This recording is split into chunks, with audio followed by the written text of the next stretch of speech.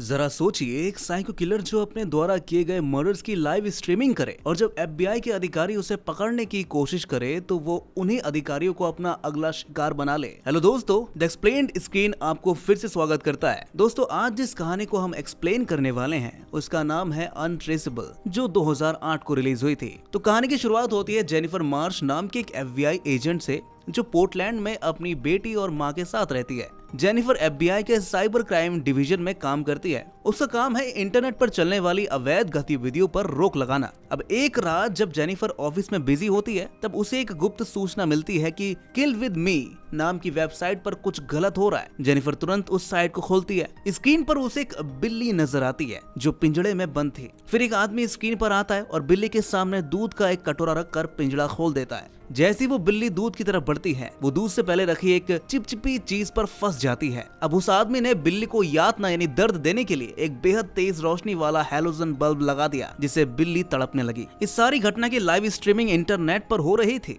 जिसे हर वो इंसान देख सकता था जिसके पास इंटरनेट कनेक्शन था। हालांकि जेनिफर शुरू में इसे गंभीरता से नहीं लेती, क्योंकि उसे लगता है कि शायद ये वीडियो नकली हो सकती है। फिर अगली सुबह जेनिफर अपनी ड्यूटी खत्म करके घर पहुंचती है। तब हम देखते हैं कि जेनिफर की जिंदगी कितनी नॉर्मल है। वो एक सिंगल मदर है और अपनी प्रोफेशनल लाइफ के साथ साथ व्यक्तिगत यानी पर्सनल जिंदगी में भी काफी खुश है। घर पहुंचकर वो अपनी बेटी को स्कूल के लिए तैयार करती है और उसे बस स्टॉप तक छोड़ने भी आती है। फिर नहा धोकर फ्रेश होकर आराम करने लगती है। लेकिन तभी उसकी अपनी बिल्ली उसके पास आती है, जिसे देखकर उसे वेबसाइट वाली बिल्ली की याद आती है। जब उसने उत्सुकता से वो साइट दोबारा ओपन की, तब तक वो बिल्ली मारी जा चुकी थी। इस बात को देखकर जेनिफर काफी उदास हो जाती है और तुरंत अपने सीनियर्स को इस साइट के बारे में जानकारी देती है। अब सूचना मिलते ही पूरी साइबर क्राइम टीम साइट को ब्लॉक करने लग जाती है। लेकिन वो इंसान जिसने ये साइट बनाई थी एफबीआई से कहीं ज्यादा चालाक था। उसने वेबसाइट को इस तरह से डिजाइन किया था कि जैसे ही एफबीआई उसे ब्लॉक करती है, एक नई डुप्लीकेट साइट अपने आप ओपन हो जाती है यानी बन जाती है। आसान शब्दों में कहें तो इसे बंद करना इम्पॉसिबल था। जब जेनिफर ने इस साइट के आईपी एड्रेस को चेक किया तो उसने पाया कि ये साइट लगातार अपनी लोकेशंस बदल रही है। कभी ये फ्रांस में दिखती है तो कभी जर्मनी में, कभी भारत तो कभी रूस में। यानी एफबीआई के लिए ये पता लगाना एकदम इम्पॉसिबल था कि असल में वेबसाइट किस जगह से ऑपरेट हो रही है। ये देखकर जेनिफर का बॉस कहता है कि इस केस को इतनी गंभीरता देने की जरूरत नहीं है यार, बहुत काम है हमारे पास, क्योंकि उनके पास कई और जरूरी केस पड़े हैं जो एक बिल्ली की मौत से कहीं अधिक महत्वपूर्ण हो सकती थी। लेकिन अगले सीन में कहानी तब गंभीर हो जाती है जब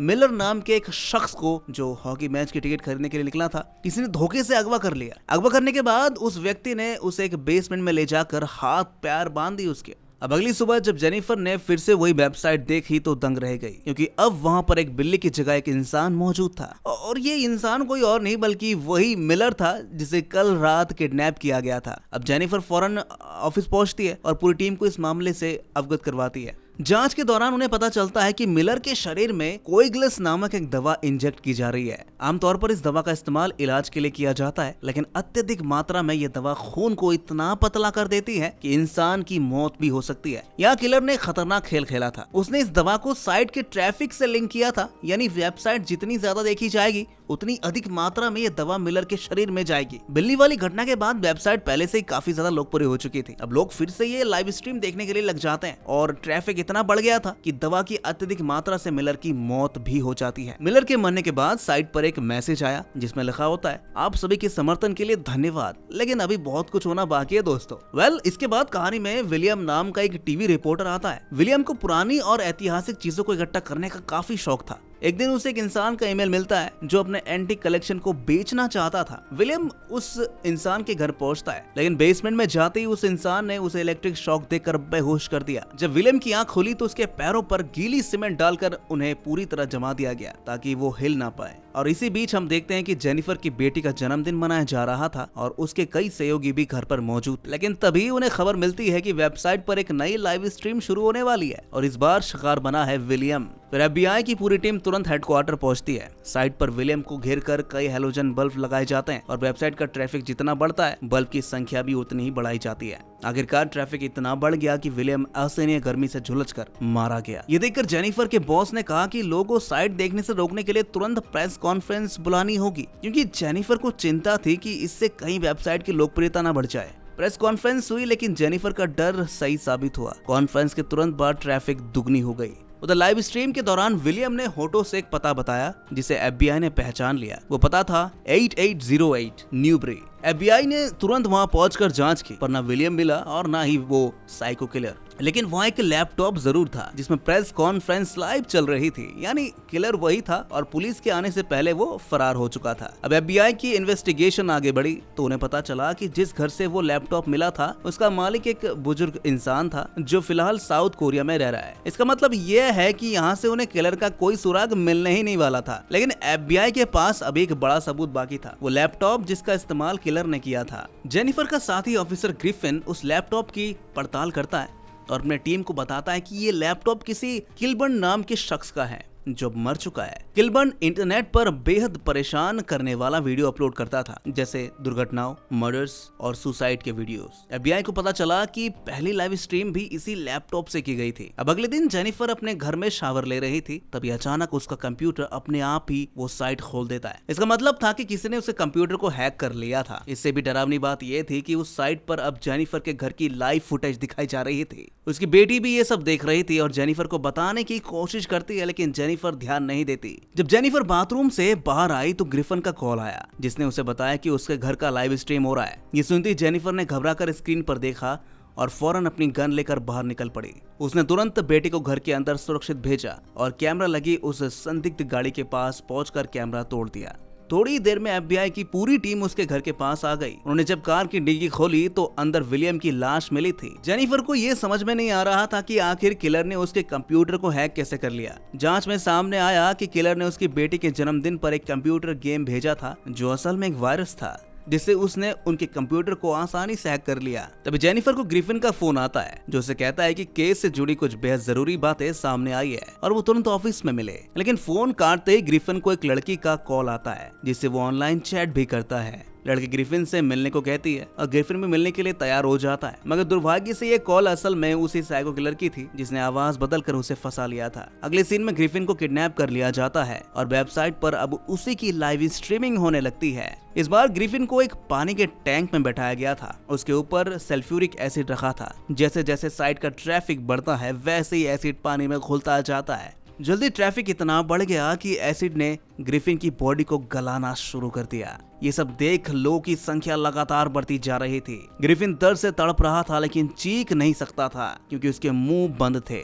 जब किलर कुछ देर के लिए वहां से हटा तो ग्रिफिन ने पलकों को झपकाकर मोर्स कोड से अपनी FBI टीम को एक मैसेज भेजा, जिसे जब टीम ने डिकोड किया तो निकला आवर सुसाइड। ग्रिफिन तो बच नहीं सका लेकिन अपनी टीम के लिए एक अहम सुराग छोड़ गया था। जेनिफर को एहसास हुआ कि ये सुराग बेहद जरूरी है और तुरंत उसने उस DVD को देखा जो ग्रिफिन ने उसे दी थी। उस DVD में एक वीडियो था जिसका टाइटल था रश आवर सुसाइड। जेनिफर समझ गई कि ये वीडियो ही इस केस की सबसे बड़ी कड़ी है। जेनिफर और उसकी टीम ने जब उस वीडियो को ध्यान से देखा तो पाया कि उसमें एक शख्स पोर्टलैंड के मशहूर रश ओवर ब्रिज पर खुद को गोली मार लेता है। ये घटना न्यूज हेलीकॉप्टर से रिकॉर्ड की गई थी और वीडियो को कई न्यूज चैनल ने प्रसारित किया था, यानी स्ट्रीम किया था। खुद को गोली मारने वाला ये शख्स एक कॉलेज में केमिस्ट्री का प्रोफेसर था जिसका नाम जेम्स रायली था। जेम्स अपनी पत्नी की मौत से बेहद दुखी था और उसने इसी दुख में ये कदम उठाया था। इस वीडियो को प्रसारित करने वाले हेलीकॉप्टर का पायलट कोई और नहीं बल्कि मिलर ही था, जिसे सबसे पहले वेबसाइट पर मार दिया गया था। उस समय इस घटना को कई न्यूज चैनलों ने दिखाया, लेकिन जब जेम्स की फैमिली ने इसका विरोध किया तो लगभग सभी चैनलों ने माफी मांग ली थी। पर एक चैनल जिसका नाम न्यूज 12 था उसने माफी नहीं मांगी क्योंकि इस वीडियो को दिखाने से उसकी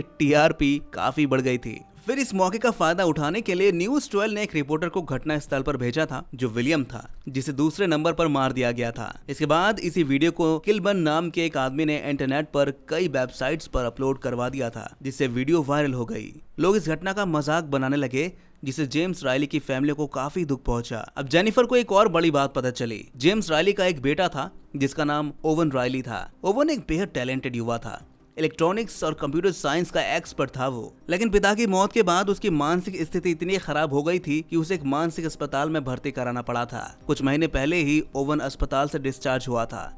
अस्पताल से बाहर आने के बाद उसने फैसला किया कि वो अपने पिता की मौत का बदला जरूर लेगा। ओवन ने सबसे पहले उस पायलट मिलर को मारा जिसने उसके पिता के आत्महत्या को रिकॉर्ड किया था। इसके बाद उसने उस रिपोर्टर विलियम को मारा जिसने इस वीडियो को और अधिक प्रचारित किया था। इतना ही नहीं, उसने किलबर्न को भी मारा और उसी के लैपटॉप से ये सारी लाइव स्ट्रीमिंग शुरू भी कर दी। जब FBI ने ये बात समझी तो वो तुरंत ओवन के घर पहुंचे, लेकिन वहाँ कोई था नहीं, इसलिए ओवन की तस्वीर हर न्यूज चैनल पर जारी कर दी गई थी ताकि उसे जल्द से पकड़ा जा सके। उसी रात जेनिफर ऑफिस से घर जा रही थी। अचानक गाड़ी चलाते वक्त उसने पीछे के शीशे में देखा कि ओवन उसकी गाड़ी की पिछली सीट पर बैठा है। इससे पहले कि वो कुछ भी कर पाती या समझ भी पाती, ओवन ने उसे इलेक्ट्रिक शॉक देकर बेहोश कर दिया। जब जेनिफर की आंख खुली तो उसने खुद को बेसमेंट में एक रस्सी से उल्टा लटका पाया।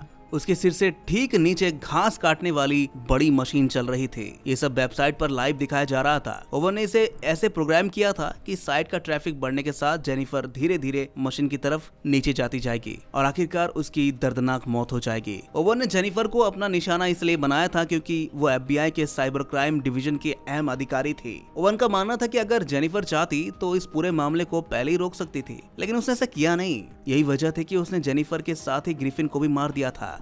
दूसरी तरफ FBI की पूरी टीम भी बेसमेंट में हो रही इस लाइव स्ट्रीम को देख रही थी। उनके हाथ पैर फूल रहे थे क्योंकि उन्हें समझ में नहीं आ रहा था कि करें क्या।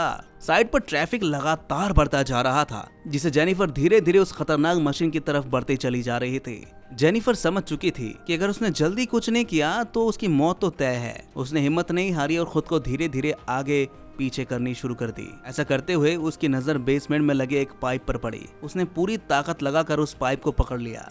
ये देखकर ओवन गुस्से में उसके पास आया ताकि वो उसे रोक सके, लेकिन जेनिफर ने चालाकी से पाइप का नोजल खोल दिया। इसे गैस का तेज छिड़काव सीधा ओवन के चेहरे पर हुआ, जिससे उसकी आंखें जलने लगी। ओवन दर्द से तड़प रहा था और वो खुद देख ही नहीं पा रहा था कि हो क्या रहा है। मौका देखकर जेनिफर ने खुद को बांधी रस्सी से ढीली कर दी और वो जमीन पर उतर गई। रस्सी से मुक्त होते ही उसने बिना देर किए ओवन पर हमला करना शुरू कर दिया। दोनों के बीच भीषण संघर्ष शुरू हो गया। जेनिफर गुस्से से भरी हुई थी और उसने ओवन को बुरी तरह पीटना शुरू कर दिया। ओवन ने अपनी गन उठाने की कोशिश की, लेकिन इससे पहले कि वो कुछ कर पाता, जेनिफर ने बिजली की तेजी से गन अपने हाथ में ले ली। उसने बिना रुके ओवन के सीने पर एक के बाद एक कई गोली बरसा दी। गोलियां लगते ही ओवन जमीन पर गिर पड़ा और उसकी वहीं पर मौत हो गई। ओवन के मरते ही जेनिफर ने चैन की सांस ली। इसके बाद उसने अपने FBI के बैच को जेब से निकाला और उसे उस लाइव कैमरे की तरफ दिखाया ताकि पूरी दुनिया देख सके कि आखिर जीत किसकी हुई है। इस तरह आखिरकार जेनिफर ने अपने साथियों की मौत का बदला ले लिया और यहीं पर इस रोमांच, डरावनी और सबक सिखाने वाली कहानी का अंत भी होता है। तो दोस्तों, कैसी लगी आपको ये कहानी कमेंट में जरूर बताएगा और ऐसी मूवीज एक्सप्लेनेशन देखने के लिए हमारे इस चैनल को सब्सक्राइब जरूर कर लीजिएगा।